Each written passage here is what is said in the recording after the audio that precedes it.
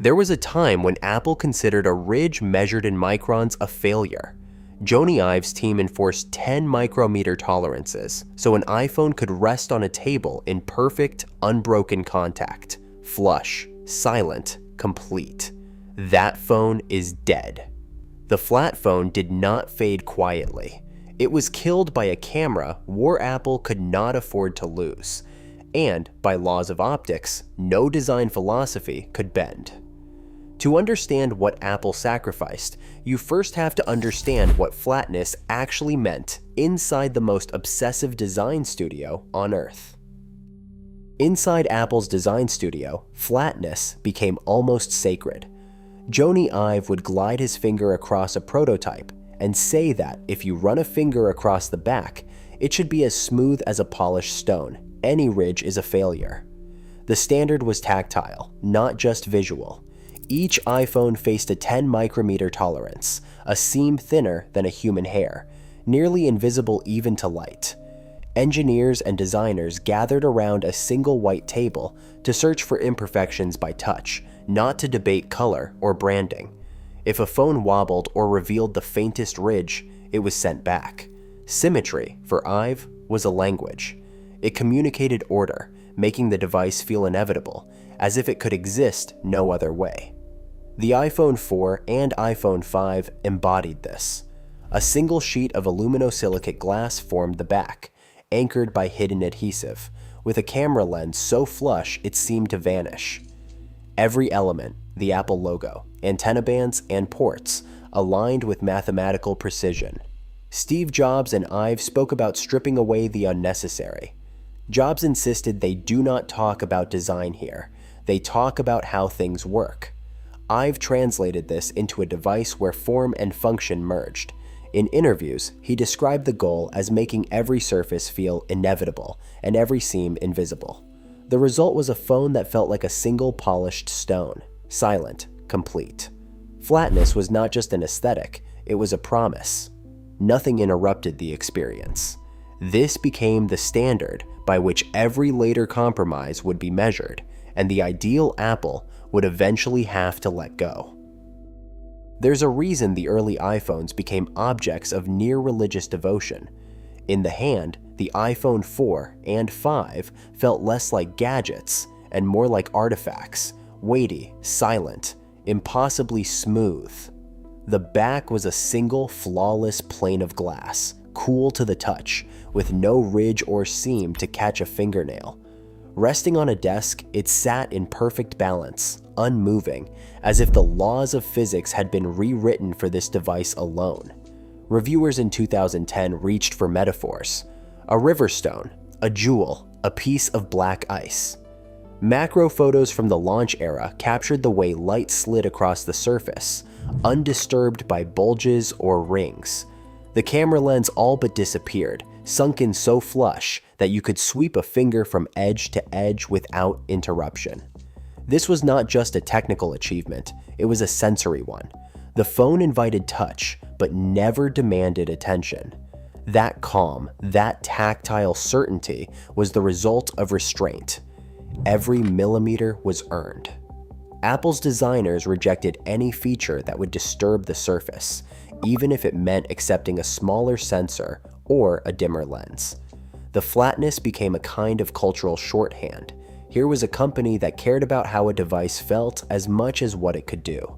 The flat iPhone wasn't just a design, it was a promise that technology could be invisible, that nothing would intrude between you and the experience. That silence, that absence of distraction, is what would be lost when the world demanded more. In 2014, the smartphone camera became a battlefield. Huawei's P8 introduced a dual-lens system, while Samsung's Galaxy S5 arrived with a 16-megapixel ISO cell sensor and variable aperture, pushing the limits of what a phone could capture. That same year, Google engineers were laying the groundwork for computational photography, quietly preparing to change the rules.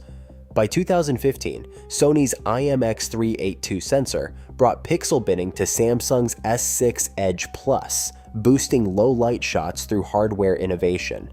The real disruption came in 2016 when Google's Pixel paired a 12.3 megapixel sensor with HDR Plus software. Suddenly, image quality depended as much on code as on glass. Huawei responded with the Mate 9's 1/2.3-inch sensor, while Samsung's Galaxy S7 countered with a 12 megapixel sensor and a wide aperture of f1.7, making night photos brighter than ever. The pace quickened. In 2017, Huawei's P10 Plus delivered true optical zoom to a mass audience. Apple's iPhone 8, still using a single lens, leaned on software to keep up. Then, in 2018, Huawei's P20 Pro shattered expectations, with a 40-megapixel RYYB sensor and a periscope telephoto lens that folded optics inside the phone, achieving 5 times optical zoom without bulking up the device. Samsung's S9 Plus added variable aperture and dual cameras, but Huawei's periscope lens set a new bar for complexity and ambition.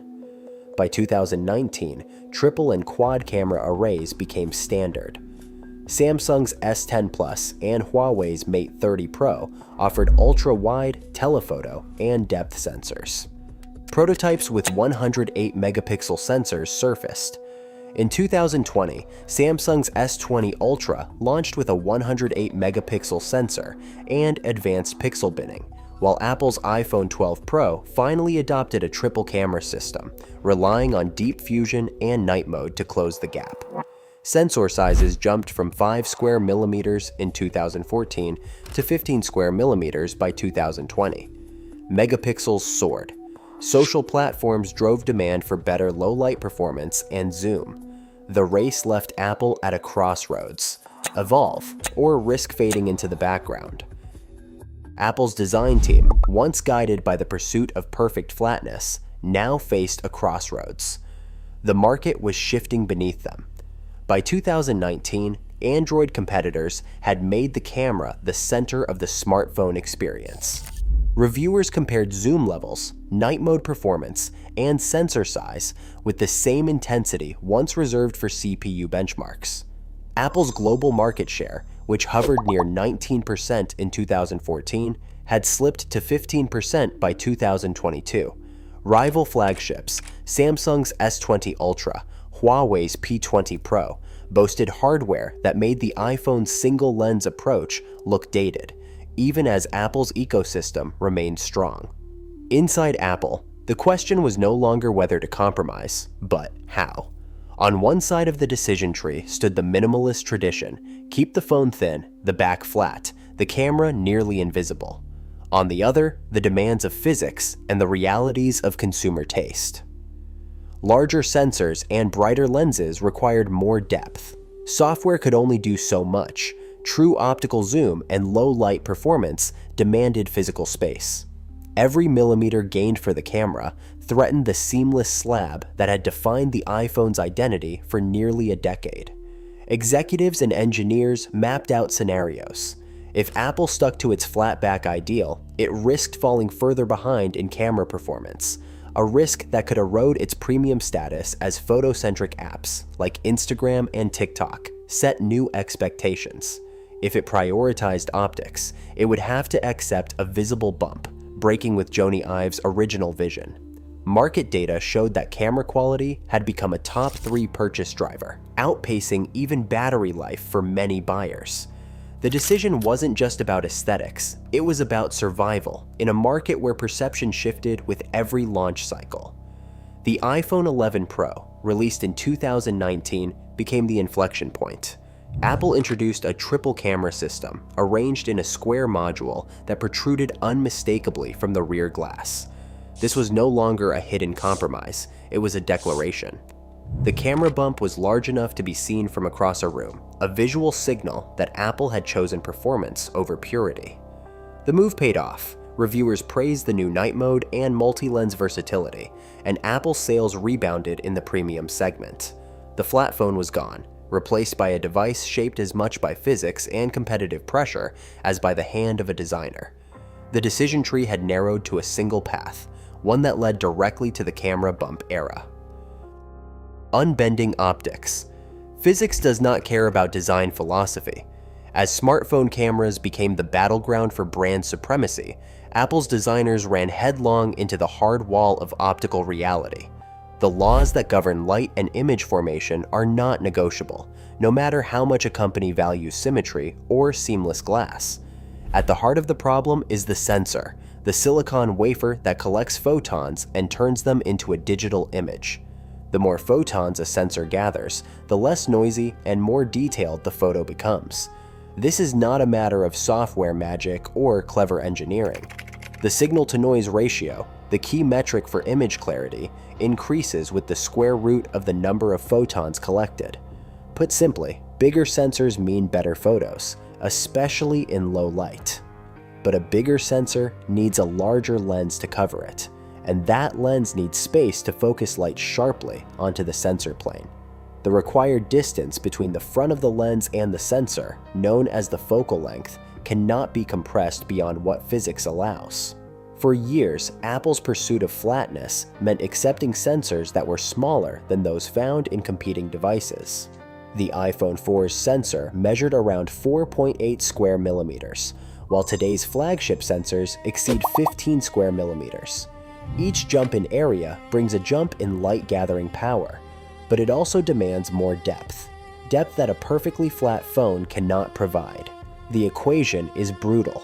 To double the signal-to-noise ratio, you need 4 times the photons, which means a 4-fold increase in sensor area or exposure time. Since nobody wants a blurry, half-second exposure, the only solution is to make the sensor, and thus the camera module, physically bigger. Zoom adds another layer of complexity. True zoom requires a longer focal length, which in a thin phone means the lens must either protrude or the light path must be folded inside the chassis. There is no software shortcut.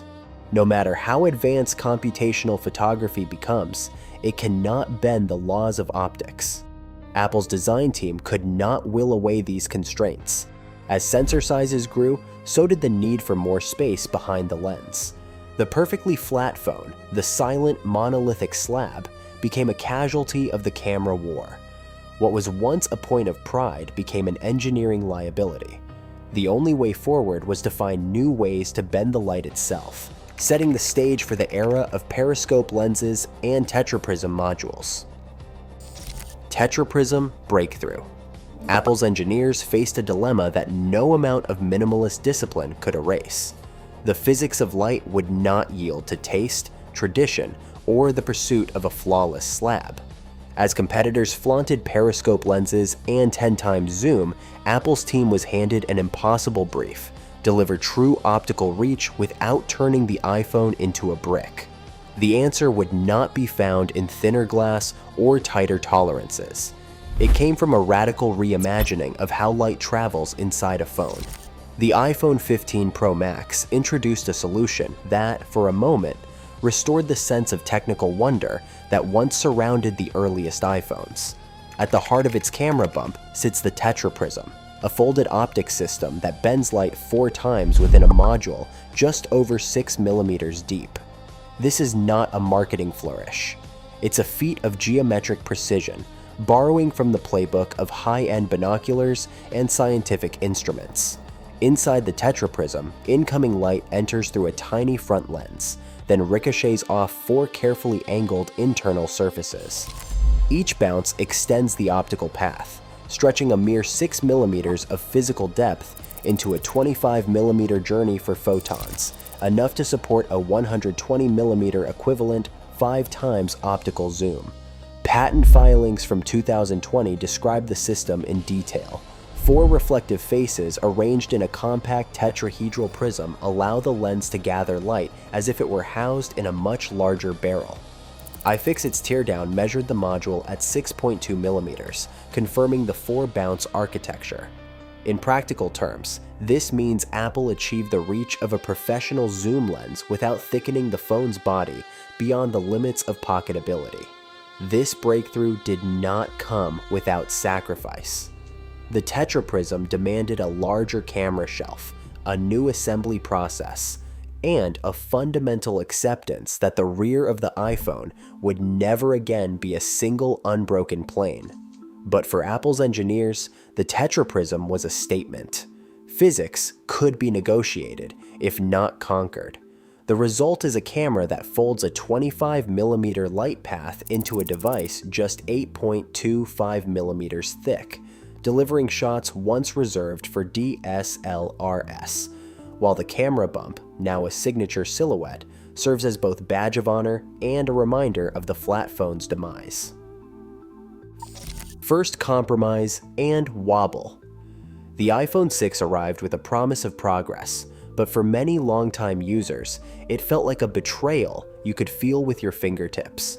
Where previous models rested on a table with the silent confidence of a polished stone, the iPhone 6 introduced a new reality. A camera ring jutting 0.7mm beyond the aluminum back. This was not just a visual blemish, it was a tactile shock. For the first time, Apple had allowed a ridge to break the sacred plane. Typing a message with the phone flat on a desk now produced a subtle, infuriating wobble. Each tap on the upper corners set the device rocking, the camera ring acting as a pivot. What had once been a seamless slab was now a three-legged stool. Online forums filled with complaints. One user wrote, "My phone won't sit still," in 2014. Another posted a video of the device spinning in place, the bump amplifying every gesture. The ergonomic fallout was immediate and universal. The device that once disappeared into the background now demanded constant attention, as if reminding you of its compromise with every nudge. This change was not just a matter of thickness, it was the result of a new optical image stabilization system. The stabilization module required extra depth to allow the lens to float and counteract handshake. Engineers had squeezed every micron from the chassis, but the laws of physics refused to bend. The only way to fit a larger sensor and a moving lens was to let the camera protrude. For users, the bump became a daily inconvenience. Every time the phone rattled on a tabletop, the design trade-off was made explicit. Apple had sacrificed the monolithic ideal for camera performance, and the cost was a device that no longer felt inevitable in the hand. The table wobble was more than an annoyance. It was a constant physical reminder that the era of the perfectly flat phone had ended. Upsell and aesthetic pivot. The camera bump did more than disrupt Apple's design language. It rewrote the economics of the iPhone. Once the rear surface lost its perfect flatness, the device itself became incomplete. The wobble on a table, the exposed glass, the vulnerability of the protruding lens, all of it funneled users toward a single, inescapable solution: buy a case. Not just any case, but one engineered to flatten the phone's profile, restore stability, and shield the camera shelf. Apple's accessories division seized the moment. The official silicone case, priced at $49, became a silent companion to nearly every Pro model sold. Internal attach rate data puts case adoption at over 95% for flagship iPhones since 2021, an astonishing figure for a product that a decade prior was designed to be displayed naked, its sculpted glass and steel meant to be touched, not hidden. The camera bump, once a reluctant compromise, now served as an upsell engine, transforming a design flaw into a revenue stream. In fiscal 2022, Apple's wearables, home and accessories segment reported $23 billion in revenue, with cases and MagSafe accessories accounting for a growing share. Design critics noticed the shift. The iPhone's silhouette, once defined by its calm symmetry, now broadcast its technical ambition. The bump became a visual shorthand for power, a side profile vector that grew exponentially from the iPhone 6's subtle ring to the iPhone 15 Pro's triple lens shelf. The message was clear: this is not a minimalist artifact, but a professional tool. The camera bump, once an eyesore, became a status symbol. What began as an ergonomic fix evolved into a new visual language, a language that signaled performance, justified higher prices, and, crucially, kept users buying $50 cases at a 95% attach rate. The death of the flat phone was not just a technical inevitability, it was a commercial windfall and an aesthetic transformation, all anchored to the visible bulge on the back of every modern iPhone. Today's iPhone is not an accidental departure from minimalism. It is a visible surrender to the hard limits of physics and consumer expectation. No matter how obsessively Apple polishes its lines, the camera bump remains, a monument to the victory of optics over the ideal. In chasing the perfect shot, we traded the perfect form. The age of the flat phone is over, replaced by a new kind of ambition and a new kind of compromise. Share your thoughts below.